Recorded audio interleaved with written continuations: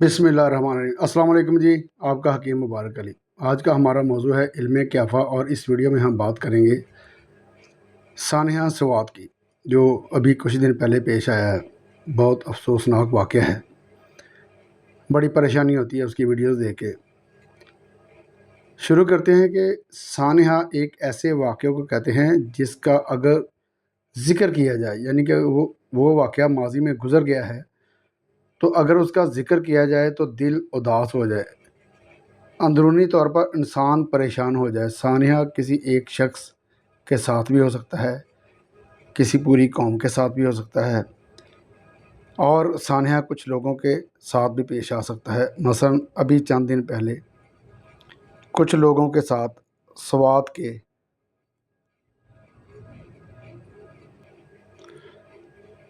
इलाके में एक नदी में पेश आया है। कुछ लोग सैर करने गए और नदी में डूब गए, और लोग दूर किनारे पर खड़े उन डूबने वाले लोगों की वीडियोस बनाते रहे और बस तौबा करते रहे, और वो सब लोगों की आंखों के सामने अपनी जान गंवा बैठे।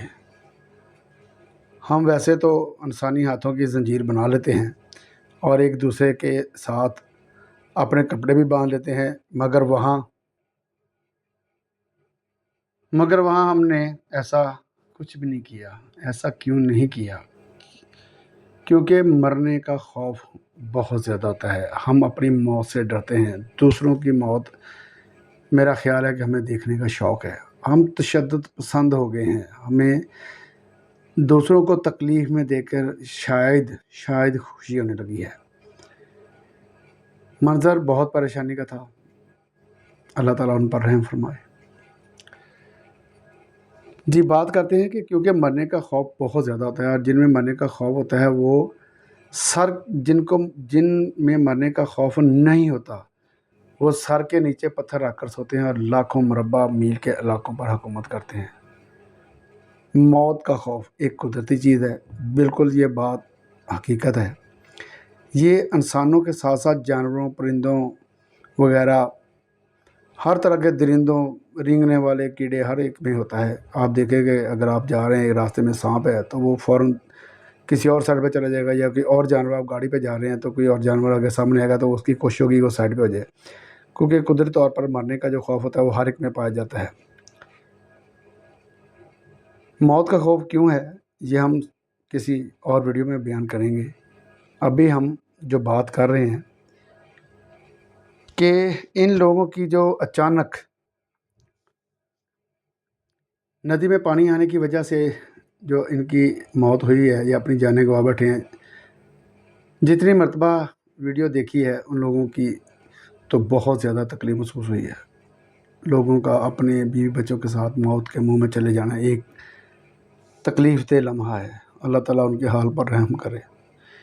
इस साना के अलावा और भी बहुत लोगों ने वीडियोस देखने में आ रही हैं, जो लोग गाड़ियों में सैर करने गए हैं और सड़क बह गई है और उनकी गाड़ियां पानी में गिर गई हैं वगैरह वगैरह।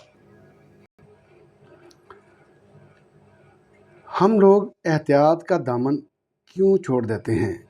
क्यों दूसरे मुल्कों के लोगों के घरों से निकलने से पहले, घर से बाहर निकलने से पहले मौसम का हाल मालूम करते हैं? अगर बारिश की पेशन गोई है तो वो लोग छतरी हाथ में ले लेते हैं। हमारे मुल्क में कहते हैं ओ यार छड़ वेख लवांगे। जी जनाब, फिर आप वो सब लोग को देखते हैं कि वो दुकानों के शेड के नीचे, अंडर पासेस के नीचे खड़े नज़र आएंगे, और अब फिर गाड़ियों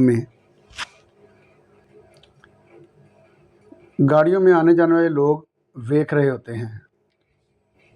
अब इन लोगों के पास कार नहीं है, ये इनकी गलती नहीं है। बरसाती या छतरी का ना होना इनकी गलती है। उन्होंने क्यों कहा कि देख लेंगे? क्योंकि हम लोग लापरवाह हैं। हम किसी की परवाह नहीं करते। हमें किसी की फ़िक्र नहीं है, कानून की फ़िक्र नहीं है, किसी भी कुदरती आफत की फ़िक्र नहीं है। आपने अक्सर देखा होगा, मैं भी अपने बारे में आपको बता देता हूँ कि मैंने 12 साल मोटरसाइकिल पर सफ़र किया है और बहुत एक्सीडेंट हुए हैं, और बाज़ दफ़ा तो मौत के मुंह से बाहर आए हैं, और हर दफ़ा मैंने गौर किया है कि गलती मेरी अपनी थी। ये बात मुझे बहुत देर बाद समझ आई। आपने भी अक्सर देखा होगा, आप गाड़ी पर जा रहे हो, मोटरसाइकिल पर जा रहे हो, تو اگر سڑک پر 3 لائنیں ہیں تو موٹر سائیکل والا آپ کو اکثر جو ہے دوسری اور پہلی لائن میں نظر آئے گا۔ یہ جو سلو سروس ہے نیچے والی لائن میں، وہاں پہ آپ کو لوگ نظر نہیں آئیں گے۔ بیوی بچوں کو ساتھ بٹھایا ہوتا ہے، اور جو اوپر والی لائن ہے سپیڈ لائن ہے جس کو کہتے ہیں، اس میں چلتے ہیں۔ درمیان والی جو درمیانی سپیڈ کی لائن ہے اس میں چلتے ہیں، اور پھر بڑے آرام آرام سے چلتے ہیں 20 کی سپیڈ پر، 30 کی سپیڈ پر۔ اور کچھ شہزادے ایسے ہیں کہ جو بائک پر آتے ہیں اور جناب فراٹے بھرتے ہوئے کاروں کے پاس سے بھی ایسے گزر جاتے ہیں جیسے کہ مقابلے میں ان کی دوڑ لگی ہوئی ہے۔ بہرحال ہم قانون کی بھی پرواہ نہیں کرتے، ہم ہیلمٹ کے بغیر بائک چلاتے ہیں، حادثہ پیش آ جاتا ہے تو ہم کہتے ہیں قسمت ہی ایسی ہے۔ گاڑی کا تیل پانی چیک کیے بغیر لمبے سفر میں نکل جاتے ہیں اور راستے میں خوار ہو جاتے ہیں اور کہتے ہیں قسمت میں ایسا تھا، قسمت میں ایسا تھا، اور ویخ لواں گے جو بھی ہوئے گا، اور چھڈ یار جلدی کرو ٹائم نہیں گا۔ حفاظتی تدابیر کیے بغیر سٹنٹ مین بن جاتے ہیں اور حادثہ ہو جاتا ہے تو کہتے ہیں قسمت ہی ایسی تھی۔ کپڑے کی دکانوں میں دیکھیں، آپ مارکیٹ میں جائیں، بڑے عقل مند سمجھدار لوگ ایسے آپ کو کروڑوں کا کاروبار کرتے نظر آئیں گے۔